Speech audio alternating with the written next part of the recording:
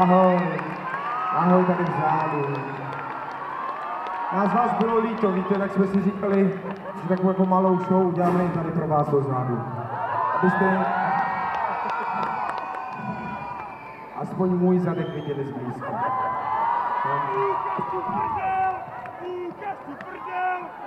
Takže bychom si tady zaspívali jakoby jednu písničku. Co vy na to?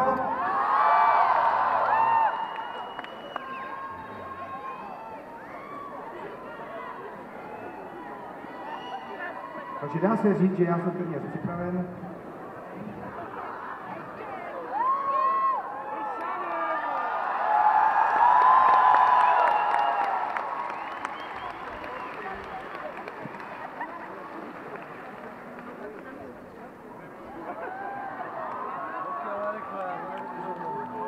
Ale musíme si naladit kytáru, no. Ale to je jak na koncertě Depeche Mode startuje. A nebo k Mezinárodnímu dní žen. To nevím, co si o tom mám myslet. No ale už to bude, přátelé, takže my jsme si říkali, že když to bude takový speciální zážitek, nebude vám vadit, když si ji odložím na chvíli jakoby na zem? Jo. Já už vás stejně nevidím, takže předpokládám. Jo, aha, tady jste, ano. Nevadí vám to? Vadí, bohužel. Ale já si ji pak vezmu. Jo, takže já jí dám mamince nebo tak. Ona má hrozně ráda kytičky, z fritku místku nejvíc. Takže tady, přátelé, taky budu zpívat jeden takový duet. Jo. Je to taková speciální věc, protože přijde ještě jeden host. To budete čuprnit. Na všechno mám dost času, když přijde takový hlasu, když přijde trochu mojí poslední stopy, když zase páskou struny, třeba se co se vrhlo, zmizí základné čluny a pro mě je nezbylo křídla mít. Když se vsází, že další fází je pád, mít smídla a hrát. Když se vsází, že další fází je pád. Ježíšku, nemůžeš mi trošku přisvítit, jako že bych na ty lidi viděl malinko? No, to je lepší, ne? Děcka, co?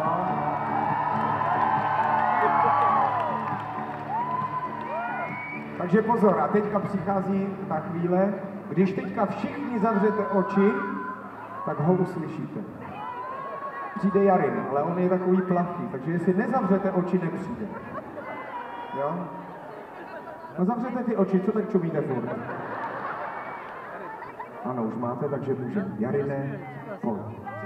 Pojď skromně, bez protestu, jsem dám do mocí testu, neskočit pod hodinu, to řadě za mě zvodím, a jak tak těžce dýchám, tuším, až co se skrýlo, a nikam nepospíchám, vím, že na mě zbylo křídla, mít smídla a tak.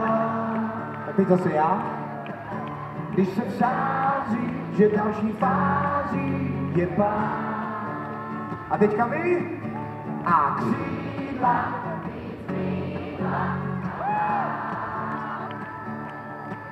Když se vsází, že další fází je pád.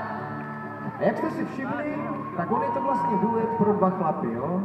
Pro Ríšu a pro Jarina. A my jsme si říkali, co by se tak stalo, kdyby jsme to původně napsali pro Ríšu a pro Jarinu. No, co by vlastně předcházelo téhleté písničce? A napadl nás takový příběh. Představte si, že Ríša je z Havířova a Jarina je z Fritku Mistku. Což je dost blízko, už ji párkrát zahlédl na autobusáku a na veřejném bruslení v Polárce. Hrozně se mu líbila, ale slyšel o ní samé také hrozné věci, třeba jako že lidé o ní říkají, že je v lásce nevěrná a ona zatím potají jediného v srdci má. A to je právě Ryšan. A hned jak to Ryšan zjistí, tak začnou spolu zpívat úplně jinou písničku. Sex je náš, dělá dobře mě i tobě. Otče náš, baby, odříkej až v hrobě. A to si zpívají asi jenom tak 14 dní. Jo? A už potom hned spustí tu další. Když si báječnou ženskou vezme báječný chlap, tak mají báječný život plný báječných dní bez útrat. Ovšem tahle píseň trvá ještě kratší dobu než ta Sexy náš. To asi znáte, že jo? A teď najednou každý spí ve své posteli, ale úplně v jiném pokoji. A Ryšan si začne stěžovat, že má jednu ruku dlouhou, má jednu ruku dlouhou. A Janina mu říká, co si stěžuješ? Máš jednu ruku dlouhou, bo jsi gay, jsi teplej, protože jsi gay, jsi teplej. A Richard na to není pravda, to ty seš nafrněná, problematická, nafrněná, egoistická. A Jarina kontruje, protože ty jsi prostě už starý muž. Bohužel, Richarde, už ti bude skoro 40, takže pro mě jsi už prostě starý muž. Což musím říct, že se mi docela dotklo, jo? Takže jsem spustil Forever young, I want to be forever young. Já nejsem žádný starý muž, já jsem forever young. A takhle to šlo přes den, oba dva se furt hádali, ale večer každý ve své posteli zpívali úplně tu stejnou písničku. Tu možná taky znáte. Kdo tě líbá, když ne já? Kdo tě hladí, když ne já? Okno v přízemí je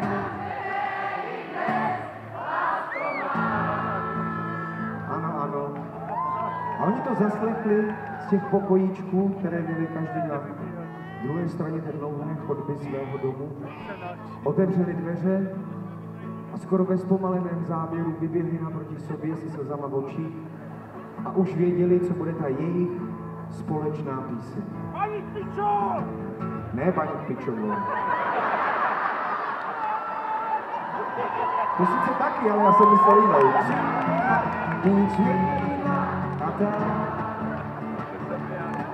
Když se vsází, že další fází je pár. Křídla, mít smíla a hrát. Když se vsází, že další fází je pár. Paní Pičo, hej.